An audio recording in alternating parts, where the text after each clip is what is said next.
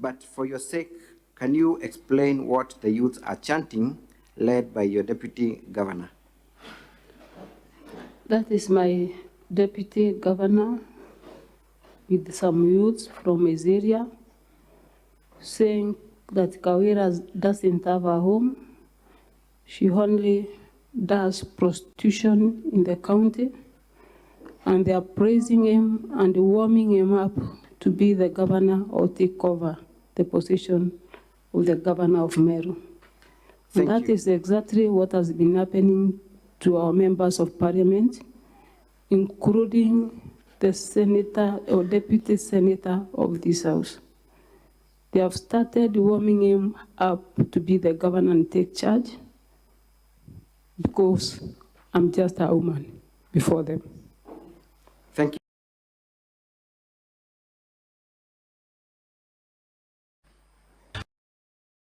Balabona ange okolea bambi kyonguge. Naru akarukire mtore ombo kirye getandene.